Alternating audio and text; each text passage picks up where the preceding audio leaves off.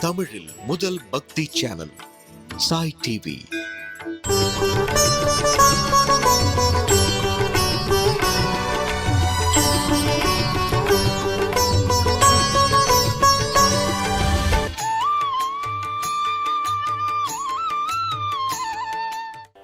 அன்று இவ்வுலகம் மலர்ந்தாயடி போற்றி, சென்றங்கு தென்னிலங்கை செற்றாய் திரள் போற்றி. அன்று இவ்வுலகம் மலர்ந்தாயடி போற்றி, சென்றங்கு தென்னிலங்கை செற்றாய் திரள் போற்றி. பொன்ற சகடம் உதைத்தாய்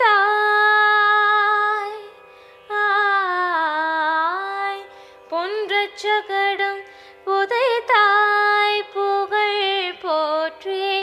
கன்று குனிலாய் எழுந்தாய் கழல் போற்றி, கன்று குனிலாய் எழுந்தாய் கழல் போற்றி. குன்று குடையாய் எடுத்தாய் குணம் போற்றி, வென்று பகை கெடுக்கும் நின் கையில் வேல் போற்றி. குன்று குடையாய் எடுத்தாய் குணம் போற்றி, வென்று பகை கெடுக்கும் நின் கையில் வேல் போற்றி. என்றென்றும் சேவகமே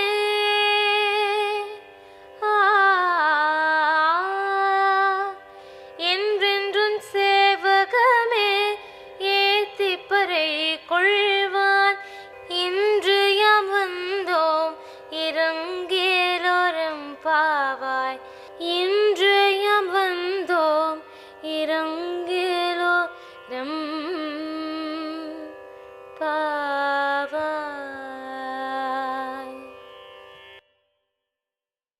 சாய் டிவி நேயர்கள் அனைவருக்கும் மார்கழி மாத இனிய காலை வணக்கங்கள். ஆண்டாள் திருவடிகளே சரணம். இன்றைய பாசுரம் 24வது பாசுரம். அன்று இவ்வுலகம் அளந்தாய் அடி போற்றி, அன்று இவ்வுலகம் அளந்தாய் அடி போற்றி. சென்றங்கு தென்னிலங்கை செற்றாய் திரள் போற்றி, சென்றங்கு தென்னிலங்கை செற்றாய் திரள் போற்றி. பொன்ற சகடம் உதைத்தாய் புகழ் போற்றி, பொன்ற சகடம் உதைத்தாய் புகழ் போற்றி. கன்று குனிலாய் எறிந்தாய் கழல் போற்றி, கன்று குனிலாய் எறிந்தாய் கழல் போற்றி. குன்று குடையாய் எடுத்தாய் குணம் போற்றி, குன்று குடையாய் எடுத்தாய் குணம் போற்றி. வென்று பகை கெடுக்கும் நின் கையில் வேல் போற்றி.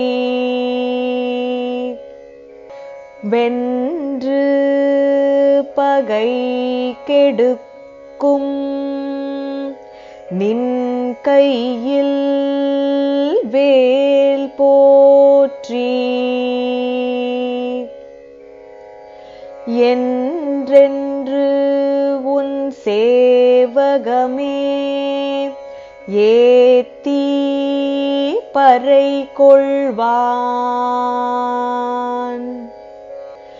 என்றென்று உன் சேவகமே ஏத்தி பறை கொள்வான் இன்று யாம் வந்தோம் இரங்கேலோரெம்பாவாய்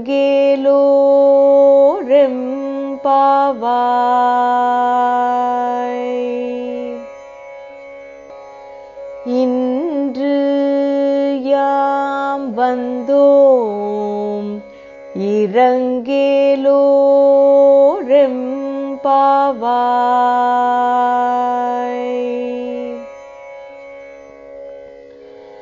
அன்று இவ்வுலகம் அளந்தாய் அடி போற்றி சென்றங்கு தென்னிலங்கை செற்றாய் திரள் போற்றி பொன்றச் சகடம் உதைத்தாய் புகழ் போற்றி கன்று குனிலாய் எறிந்தாய் கழல் போற்றி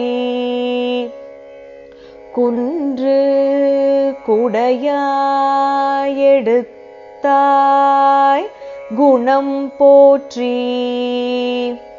வென்று பகை கெடுக்கும் நின் கையில் வேல் போற்றி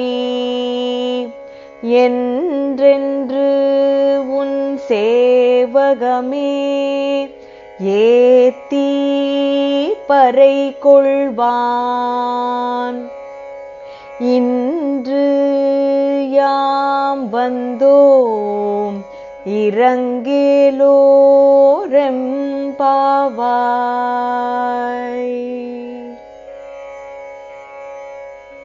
ஆண்டாளும் தோழிகளும் கண்ணா நீ எங்களுக்கு அனுகிரகம் பண்ணணும்னு பிரார்த்திக்க கிருஷ்ணரும் தன்னோட படுக்கையிலேருந்து ஏந்து வந்து நடந்து சிம்ஹாசனத்துல உட்கார்ந்து அனுகிரகம் பண்ண தயாராயிட்டார். அந்த நடை அழக பார்த்த உடனேயே கிருஷ்ணரோட அழகான பாதங்களை பார்த்த உடனேயே இவாளுக்கு என்ன கேட்கணும்னு வந்தாலோ அதுவே மறந்து போயிடுறது. இங்கேருந்து நம்ம திருப்பதி யாத்திரை போனோம்னா பெருமாள்கிட்ட இது சொல்லணும், இது கேட்கணும், இதை பிரார்த்திக்கணும் அப்படின்னு நினைச்சுட்டு போவோம்.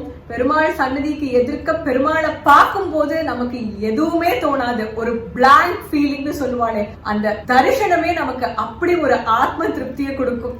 அது மாதிரிதான் இங்க ஆண்டாளுக்கு கண்ணன் நடந்து வரதை பார்த்து, கண்ணன் நடந்து வரும்போது அடடா இவ்வளவு அழகாக இருக்கானே எங்க கண்ணன், கண்ணன் மேல யாராவது பொல்லா கண்ணு பற்ற போறான்னு கண்ணனுக்கு மங்களாசாசனம் பல்லாண்டு வாழ்த்து பாடல் இந்த 24வது பாசுரம். பொதுவாக கடைசி பாடல் தான் வாழ்த்து பாடலாக இருக்கும். நம்ம திருவம்பாவை எடுத்துட்டோம்னா அதுல 20வது பாசுரம் கடைசி பாசுரம் தான் போற்றி பாசுரம். ஆனா ஆண்டாள் நடை அழக பார்த்த உடனேயே கண்ணனுக்கு கடைசி வரைக்கும்லாம் காத்துட்டு இருக்க முடியாது, அதுக்குள்ள கண்ணு விழுந்துட்டா என்ன பண்றதுன்னு இந்த 24வது பாசுரத்திலேயே கிருஷ்ணரோட பாதங்களை போற்றி பல்லாண்டு பாடறா. அன்று இவ்வுலகம் அளந்தாய் அடி போற்றி. அன்றைக்கு வாமனனாக வந்த போது இந்த உலகத்தை நீ அளந்தாய். இன்னைக்கு நீ கண்ணனாக இருக்க, அன்னைக்கு நீ வாமனனாக வந்த போது நாங்க அப்போ இல்ல, அந்த அனுபவத்தை எங்களால நேராக பார்க்க முடியல.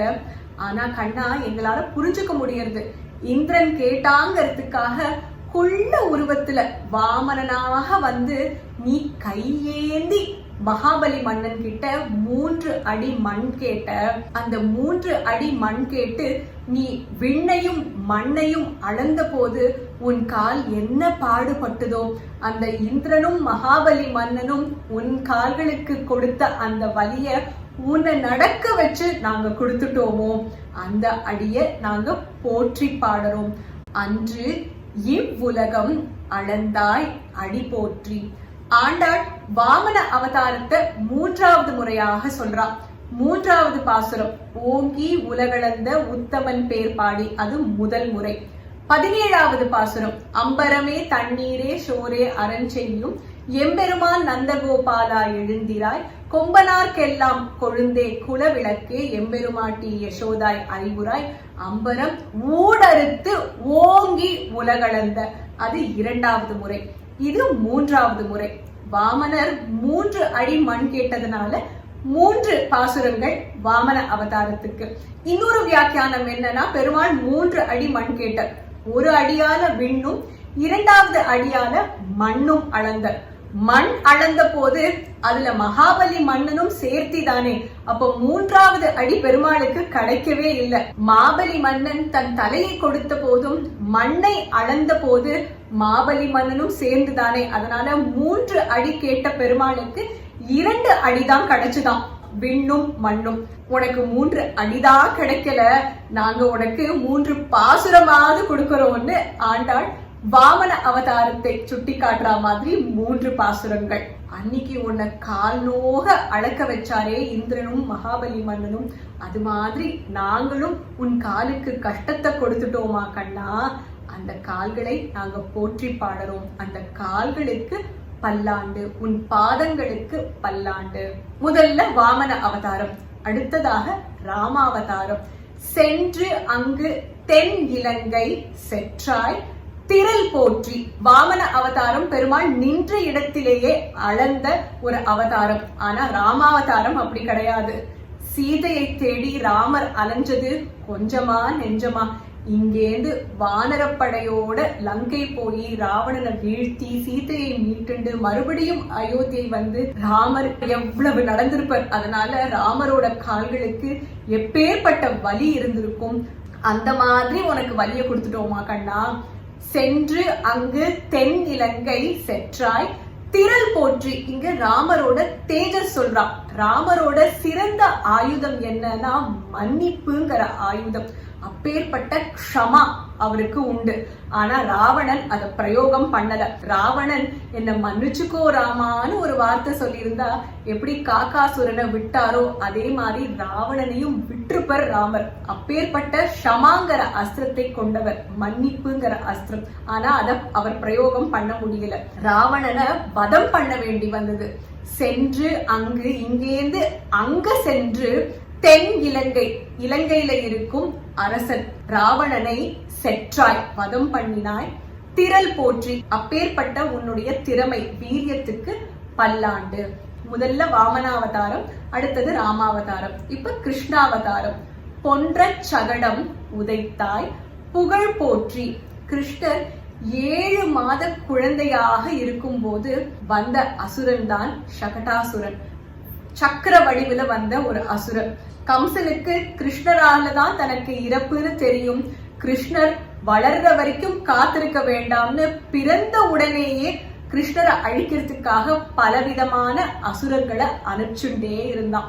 அப்படி சக்கர வடிவில வந்த ஒரு அசுரன் தான் சகடாசுரன். யசோதை கண்ணனுக்கு பால் கொடுத்துட்டு தொட்டில தூங்க வைத்து தன்னுடைய பணியை பாக்கிறதுக்காக போறான். அப்போ சக்கர வடிவில வந்த சகடாசுரன் கண்ணனை தாக்க முயற்சி பண்ண தன்னோட பிஞ்சு காலால அந்த சகடத்தை, சக்கரத்தை தூள் தூள் ஆக்கினான் கண்ணன். அப்ப கண்ணன் வீல் வீல்னு அழுதானாம். அழுத போது யசோதை ஓடி வந்து பார்த்தா அப்பேற்பட்ட பெரிய சக்கரமானது தூள் தூளாக கிடந்தது. இத்தனோடு குழந்தை இப்பேற்பட்ட பெரிய சக்கரத்தை தூள் தூள் ஆக்கிடுத்துன்னு ஆயர்பாடி முழுவதும் கண்ணனோட புகழ் பரவித்தான். அதனால பொன்ற சகடம் உதைத்தாய் புகழ் போற்றி. அந்த சகடாசுரனை உன்னோட பிஞ்சு காலால உதைத்து ஆயர்குலம் முழுவதும் உன்னோட புகழ் பரவித்தே. அந்த புகழுக்கு, யசஸுக்கு எங்களுடைய பல்லாண்டு. அந்த பிஞ்சு காலால நீ உதைச்ச போது உன் கால் வலிச்சிருக்குமே கண்ணா, வலிக்காம இருந்திருக்குமா? அப்படிப்பட்ட வலி நாங்க உனக்கு கொடுத்துட்டோமா உன்னை நடக்க சொல்லி? உன் பாதங்களுக்கு பல்லாண்டு. அடுத்ததும் கண்ணனாக இருந்து புரிந்த லீலை. ஒவ்வொருத்தராக அசுரர்கள் வந்துட்டு இருந்தா. இப்ப அடுத்தது கண்ணன் கிட்ட எதுவும் பலிக்கலன்னு ரெண்டு பேரா வர ஆரம்பிச்சுட்டான். அதுவும் கண்ணனுக்கு ரொம்ப பிரியமான கண்ணுக்குட்டி. மாடு மேய்க்கிறது தான் கண்ணனுக்கு ரொம்ப பிடித்த ஒரு விஷயம். அந்த மாடுகளில் ஒன்றாக கன்றுக்குட்டியாக வத்சாசுரன் அப்படிங்கிற அசுரன் வந்தான். அதே சமயத்துல கண்ணன் மாடு மேய்ச்சுட்டு இளைப்பாறதுக்காக மரத்தடியில வருவானேன்னு மரம் வடிவுல ஒரு அசுரன் வரான். கபித்தாசுரன் அப்படிங்கிற அசுரன். கிருஷ்ணருக்கு கன்றுக்குட்டியாக வேடம் பூண்டு வந்த அந்த அசுரனும் தெரியறது, மரமாக இருக்கும் கபித்தாசுரனையும் தெரியறது. கிருஷ்ணர் உடனே என்ன பண்றார், அந்த கன்றுக்குட்டியோட 4 கால்களையும் பிடித்து ஒரு சுத்தி அந்த மரத்து மேல தூக்கி வீசுறார். அந்த கன்றுக்குட்டியும் வதமானது, அந்த மரமும் பிளந்து எடுக்கப்படுறது. கன்று குணிலா எரிந்தாய் கழல் போற்றி. கண்ணன் தூக்கி எரிஞ்சதோ தன் கையால. அப்பயே ஆண்டாள் கழல பாடுறா அப்படின்னா, அந்த கன்றை வீசி எரியணும்னா எங்கேந்து அந்த பலம் வரணும், எங்கேந்து அதுக்குண்டான வேகம் வரணும். தன்னோட கால்ல இருந்து ஒரு காலை முன்னாடி வச்சு அந்த பின்காலை தூக்கி கன்றோட 4 கால்களையும் பற்றி தூக்கி விசிறி அந்த மரத்துல போட்ட போது அந்த கால் வலிச்சிருக்குமே உனக்கு. அப்படிப்பட்ட அழகான காலுக்கு பல்லாண்டு. அடுத்த லீலையாக நமக்கெல்லாம் ரொம்பவும் பரிச்சயமான கிருஷ்ணர் கோவர்தன மலையை தூக்கியது. குன்று குடையாய் எடுத்தாய் குணம் போற்றி. யாதவர்கள் அத்தனை பேரும் இந்திரனை பிரீத்தி செய்வதற்காக பூஜை ஏற்பாடு பண்ண கண்ணன் சொல்றான், இந்திரனுக்கு தேவை கிடையாது, நமக்கு எல்லாம் கொடுக்கறது இந்த கோவர்தன மலை. அந்த மலைக்கு பூஜை பண்ணலாம். அகங்காரம் பிடித்த இந்திரனுக்கு கோபம் வந்து அந்த ஆயர்குலவாசிகளுக்கு பாடம் கற்பிக்கணும்னு தொடர்ந்து மழையாக கொட்டுறது. உடனே கிருஷ்ணர் சொல்றார், கவலைப்படாதீங்கோ, உங்களை நான் இதுல இருந்து காப்பாத்துறேன். சின்ன பையன் எப்படி காப்பாத்த போறான் அப்படின்னு ஆயர்குலவாசிகள் யோசிக்க அந்த மலைய குடையாக தன் பிஞ்சு விரலால தூக்கி பிடித்தான் கண்ணன். அதுவும் 7 நாட்கள். அப்ப தூக்கின போது அவன் ஆயர்குலவாசிகள் கிட்ட சொன்னது, நீங்களும் இந்த குடைக்குள்ள வாங்கோ, உங்களோட ஆத்துல இருக்கிற ஒவ்வொரு பசு கண்ணுக்குட்டியும் கூட்டின்னு வாங்கோ அப்படின்னு அத்தனை பேரும் அந்த குடைக்கு கீழே 7 நாள் இருந்தாளாம். 7 நாட்கள் தொடர்ந்து மழை பெய்யறது. கண்ணன் அந்த குன்றை குடையாக பிடித்தது எப்படி பிடித்தார்னா, மலையை திருப்பி பிடிச்சானாம். அப்பதான் கீழே இருக்கிற பசுக்களுக்கெல்லாம் கன்றுக்குட்டிகளுக்கெல்லாம் உணவாக ஆகாரமாக இலை தழை கிடைக்குமே. அதனால அந்த மலையை திருப்பி பிடிச்சானாம். அப்பேற்பட்ட காருண்யம் நிறைந்தவன். 7 நாள் தூக்கி பிடிச்ச போது அங்க இருந்த வாழ்க்கை கொஞ்ச நேரம் நீங்க தூக்கி பிடிக்கிறீங்களா அப்படின்னு கேட்கல. அப்படி பிடிச்ச போது அவனோட கால்கள் என்ன வலி வலிச்சிருக்கும். உன்னை நடக்க சொல்லி அப்படி ஒரு வலிய கொடுத்துட்டோமா கண்ணா, உன் கால்களுக்கு பாதங்களுக்கு பல்லாண்டு. வென்று பகை கெடுக்கும் நின் கையில் வேல் போற்றி. பகைவர்னு வந்துட்டா அவளை எதிர்த்து போர் தொடுக்கிறதுக்கு ஒரு க்ஷணம் கூட நீ யோசிக்க மாட்ட. உன் கையில நீ வேல் ஏந்தின்னு இருக்க. கண்ணனோட கையில ஏது வேல்?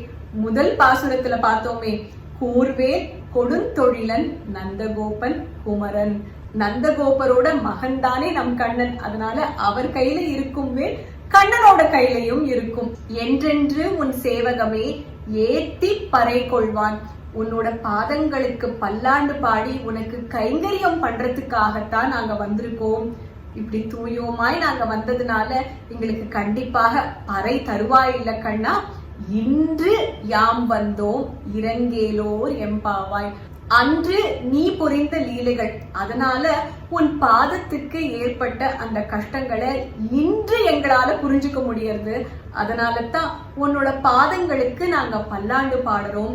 இன்று யாம் வந்தோம் இறங்கேலோர் எம்பாவாய். எங்க மேல இறக்கப்பட்டு காருண்யத்தோட எங்களுக்கு பறைங்கிறது கொடுக்க கூடாதா? பக்தி மார்க்கத்துல பார்த்தோம்னா பறை அப்படிங்கிறது அனுகிரகம், பெருமாள் கோஷத்துக்கு நம்ம பயன்படுத்தும் ஒரு வாத்தியம். ஞான மார்க்கத்துல பார்த்தோம்னா இந்த பறைங்கிறது மோக்ஷம். ஆண்டாள் மோக்ஷத்தை தான் கேட்கிறாளா அப்படிங்கிறது போக போகதான் பாசுரத்துல நமக்கு தெரிய போறது. இந்த பாசுரத்துல பார்த்தோம்னா முதல்ல வாமன அவதாரம், அப்புறமாக ராமாவதாரம், அடுத்தது கிருஷ்ணர் குழந்தையாக இருந்து சகடாசுரன் எட்டி உதைச்சது, அதுக்கப்புறமா கன்று மரம் குன்று குடையாய் எடுத்தது அப்படின்னு வரிசையாக அந்த குரோனலாஜிக்கல் ஆர்டர்னு சொல்லுவாளே அந்த மாதிரி வரிசையா அழகா சொல்லியிருக்கா ஆண்டாள். திருப்பாவையில இது போற்றி பாசுரம், பல்லாண்டு பாசுரம், மங்களாசாசனம்ங்கிறதுனால இந்த பாசுரத்தை 2 முறை சேவிப்பா. திருப்பாவை பாசுரங்களோட நேரடி வியாக்கியானமே அழகு, அதோட ஸ்வாபதேச அர்த்தம்.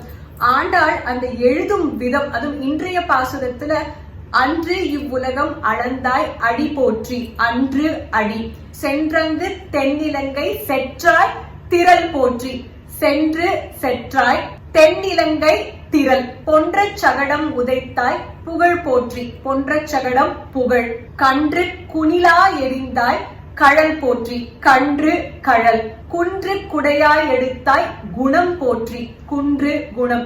இப்படி அந்த வார்த்தைகளோட பிரயோகமே அவ்வளவு அழகாக இருக்கும். பொதுவாக கவிதைகள் எடுத்துட்டோம்னா கவிதைகளுக்கு நேரடி விளக்கம் இருக்கும். வேதாந்தம் எடுத்துட்டோம்னா வேதாந்தத்துல ஒவ்வொரு வரியிலையும் ஆழ்ந்த அர்த்தங்கள் இருக்கும். வேதத்தின் வித்தாக இருக்கும் திருப்பாவையோட அழகே படிப்பதற்கும் ஒரு கவிதை நயத்தோட இருக்கும். புரிஞ்சுக்கிறதுக்கு வேதாந்தத்தோட சாரமும் அதுல இருக்கும். அதுதான் திருப்பாவையோட அழகு. இன்றைய பாசுரத்தோட ஸ்வாபதேச அர்த்தம் அந்த பெருமாளோட நடை. இந்த உலகத்துக்கே பரமாத்மாவாக இருக்கும் நம் பெருமாளுக்கு அழகாக 4 விதமான நடை சொல்லுவா. ரிஷபத்தோட செருக்கு, யானையோட திமிர், புலியோட உருட்டு, சிங்கத்தோட ராஜநடை. அந்த ராஜநடையோட அனுபவம், அந்த அனுபவத்தால வந்த பல்லாண்டு. இது முதல் ஸ்வாபதேச அர்த்தம். பெருமாள் சம்பந்தப்பட்ட ஒவ்வொன்றும் அழகு. அடுத்ததாக பெருமாளோட கல்யாண குணங்கள், அவரோட தேஜஸ் ஆகட்டும், காருண்யமாகட்டும், மன்னிக்கும் தன்மையாகட்டும், யசஸ் ஆகட்டும், பகைவரை அழிக்கும் திறமையாகட்டும், இது எல்லாமே பெருமாள் இடத்துல மட்டும்தான். குணங்களின் பிறப்பிடமாக இருப்பிடமாக இருக்கிறது நம் பெருமாள். அது 2வது ஸ்வாபதேச அர்த்தம். வென்று பகை கெடுக்கும் நின் கையில் வேல் போற்றி. பெருமாள் பகை கெடுக்கும் வேல், அந்த வேலை தன்னோட அஸ்திரத்தை எப்ப பிரயோகம் பண்ணுவார்னா எப்போ பக்திக்கு ஒருத்தர் தடையாக இருக்காளோ, பிரதிகூலர்களாக இருக்காளோ, இல்ல அதர்மம் பக்கம் நிக்கிறாளோ, அதர்மம் ஓங்கி நிற்கும் போது மட்டும்தான் பெருமாள் அங்க அஸ்திரத்தை பயன்படுத்த வேண்டிய கட்டாயமே இருக்கு. இது 3வது ஸ்வாபதேச அர்த்தம். கிருஷ்ண பரமாத்மா அர்ஜுனனுக்கு உபதேசித்த பகவத்கீதையோட சாரம்தான் பகவதி கீதையான ஆண்டாளின் திருப்பாவை. அதனால ஒவ்வொரு பாசுரத்துக்கு அன்வயமாக பகவத்கீதையிலிருந்து உதாரண ஸ்லோகங்கள் பார்த்துட்டு வரும். இன்றைய பாசுரத்துல கண்ணனுக்கு பல்லாண்டு, அவனோட குணங்களுக்கு பல்லாண்டு. இதுக்கு அன்வயமாக பகவத்கீதையில எந்த ஸ்லோகம்னு பார்க்கலாம். பகவத்கீதை 10வது அத்தியாயம் விபூதி யோகம் 34வது ஸ்லோகம். மிருத்யு சர்வஹரஷ்சாஹம் உத்பவஷ்ச பவிஷ்யதாம் கீர்த்தி ஸ்ரீர்வாச்ச நாரீணாம் ஸ்மிருதிர் மேதா திருதி க்ஷமா. முடிந்து போன விஷயத்துல இறப்பு நான், அடுத்து வரும் விஷயங்கள்ல பிறப்பு நான். குணங்கள்ல மன்னிக்கும் தன்மை, புகழ், காருண்யம், வீரியம், காம்பீரியம், புத்தி, ஞானம், யசஸ், இது எல்லாமே நான் தான் அப்படின்னு கிருஷ்ணர் இந்த ஸ்லோகத்துல சொல்றார். இன்றைய பாசுரத்துல ஆண்டாள் கண்ணனுக்கு பல்லாண்டு பாடும்போது கண்ணனின் தேஜஸ், திறமை, புகழ், காருண்யம் இது மாதிரியான குணங்களை எடுத்து சொல்றான். இந்த குணங்கள் எல்லாம் நான் தான். குணங்களின் இருப்பிடமும் கண்ணன், குணங்களின் பிறப்பிடமும் கண்ணன். அதனால இன்றைய பாசுரத்துக்கு அன்வயமாக பகவத்கீதையில விபூதி யோகம் 10வது அத்தியாயம் 34வது ஸ்லோகத்தை நம்ம பார்க்கலாம். திருப்பாவை பாசுரங்கள்ல குறிக்கப்படும் திவ்ய தேசங்கள் பார்த்துட்டு வரும். இன்றைய பாசுரத்துல வாமனாவதாரம், வாமனாவதாரத்தோட 3வது அடி. இன்றைய பாசுரத்துல குறிக்கப்படும் திவ்ய தேசம் காஞ்சி மாவட்டத்துல இருக்கும் திரு ஊரகம், உலகளந்த பெருமாள் திருத்தலம். இங்க பெருமாள், உலகளந்த பெருமாள், தாயார் அமிர்தவல்லி நாச்சியார், திருமங்கை மன்னரும் திருமழிசையாழ்வாரும் இந்த பெருமாளுக்கு மங்களாசாசனம் பண்ணியிருக்கா. இந்த கோவிலோட பரப்பளவு கிட்டத்தட்ட 60,000 சதுரடி. பெருமாளோட உயரம் கிட்டத்தட்ட 30 அடி. நிஜமாவே உலகளந்த பெருமாள். பெருமாளோட வலது கால் கீழே ஊன்றின் இருக்கும், இடது பக்கம் மேல தூக்கி வலது கால் மகாபலி மன்னனோட தலையில இருக்கிற மாதிரி காட்சி அளிச்சுட்டு இருக்கார். இந்த பாசுரத்திலையும் ஆண்டாள் வாமன அவதாரத்தை பத்தி சொல்றதுனால இந்த பாசுரத்துல குறிக்கப்படும் திவ்ய தேசம் காஞ்சி மாவட்டத்துல இருக்கும் திரு ஊரகம் திருத்தலம். இந்த மார்கழி மாதம் பெருமாளுக்கு விசேஷமான நைவேத்தியம் சமர்ப்பணம் பண்ணிட்டு வரும். இந்த பாசுரத்துல கண்ணன் ஆயர்குல மக்களை மழையிலேந்து காப்பாத்துறதுக்காக கோவர்தன மலையை தூக்கி பிடித்த அந்த லீலை. இத கண்ணன் பண்ணும் போது பசுக்களுக்கெல்லாம் உணவு கிடைக்கணும்னு மலையை திருப்பி பிடிச்சாராம். அதனால இன்றைக்கு நைவேத்தியம் தழை சம்பந்தப்பட்ட ஒரு நைவேத்தியம். பெருமாளுக்கு விசேஷமாக புதினா சாதம். எல்லாரும் ஆவலோட காத்துட்டு இருக்கும் பாசுர கோலங்கள். இன்னைக்கு எல்லாரோட ஆத்துலயும் பெருமாளோட பாதங்கள் கோலம் வழியாக அனுகிரகம் பண்ணிருக்கோம்னு நினைக்கிறேன். நாளைய பாசுரம் 25வது பாசுரம். இந்த பாசுரத்தோட கோல குறிப்பை இப்ப பார்க்கலாம். நாளைய பாசுரத்திலையும் ஆண்டாள் பாடி, அதாவது நாம சங்கீர்த்தனத்தை பத்தி சொல்றா. திருத்தக்க செல்வமும் சேவகமும் யாம் பாடி. திருப்பாவை முழுவதுமே நாம சங்கீர்த்தனத்தோட முக்கியத்துவம். அதுவும் இந்த கலியுகத்துல நாமம் சொல்றதுதான் பகவான நம்ம அடையும் சுலபமான வழின்னு ஆண்டாள் சொல்றா. அந்த பாடிங்கிறதுக்கு நம்ம பயன்படுத்தும் இசை கருவிகள், வித்தியாசமாக இசை கருவிகள் நிறைந்த கோலம் போடலாம். பொதுவாக நாம சங்கீர்த்தனம் பண்ணும்போது பஜன்ஸ் எல்லாம் பாடும்போது கிண்ணாரம் கையில வச்சு பார்த்திருப்பேன். அந்த அனுபவத்தை இன்னும் மெருகேற்க எல்லா வாத்தியங்களையும் பயன்படுத்தலாம். அதனால வாத்தியங்கள் நிறைந்த ஒரு கோலம் போடலாம். பாசுரத்துல ஆண்டாள் ஒருத்தி மகனாய் பிறந்து ஓரிரவில் ஒருத்தி மகனாய் ஒளித்து வளர. கண்ணன் எப்படி தேவகிக்கு பிறந்து யசோதை கிட்ட வளர்ந்தான். அதனால கண்ணனின் பிறப்பை குறிக்கும் ஒரு கோலம். அழகான ஒரு தொட்டில் கோலம் போடலாம். கண்ணனுக்கு சம்பந்தப்பட்ட மயில் பீலி, புல்லாங்குழல், நாமம், சங்கு, சக்கரம் இதெல்லாம் சேர்த்து சின்ன பாதங்களோட நிறைந்த ஒரு கோலம் போடலாம். மறக்காம நீங்க போடும் கோலங்களை எங்களுக்கு வாட்ஸ்அப் மூலமாக பகிர்ந்துக்கோங்க. நாளைக்கு 25வது பாசுரத்துல விடியற் காலை சந்திக்கலாம். ஆண்டாள் திருவடிகளே சரணம். சர்வம் கிருஷ்ணார்ப்பணமஸ்து. இந்த மார்கழி மாதம் எல்லாரும் ஆத்மார்த்தமாக போடும் பாசுர கோலங்கள். நிறைய பேர் எனக்கு இவ்வளவு கோலம் போட வரும்னே தெரியாது, இந்த நிகழ்ச்சி பார்த்து தான் கோலம் போடவே பிரயத்தனம் பண்ணி ஆற்றுல இருக்கிறவா ஃப்ரெண்ட்ஸ் எல்லாருமே ரொம்ப அப்ரிஷியேட் பண்ணியிருக்கான்னு சொல்லியிருக்கேன். கேட்கவே ரொம்ப சந்தோஷமாக இருக்குது. அடுத்து வந்த கோலங்களில் செலக்ட் பண்ண கோலம் தான் இப்போ நீங்கள் பார்த்துட்டு இருக்கேன். பாசுரத்தில் குறிக்கப்படும் விஷயங்கள் இருக்கிற சின்ன ஸ்பேஸில் என்ன அழகாக அந்த குறிப்புகளை வெளிக்கொண்டு வந்திருக்கேன். அந்த கோலம், கலர் இதெல்லாம் எப்படி திருத்தமாக இருக்குது. இதை பேஸ் பண்ணி தான் இந்த கோலங்களை செலக்ட் பண்ணியிருக்கோம். இன்னும் மார்கழி மாதம் முடியறதுக்கு பாசுரங்கள் பாக்கி இருக்குது. நீங்கள் போடும் கோலங்களை மறக்காமல் எங்களோட வாட்ஸ்அப் மூலமாக பகிர்ந்துக்கோங்க.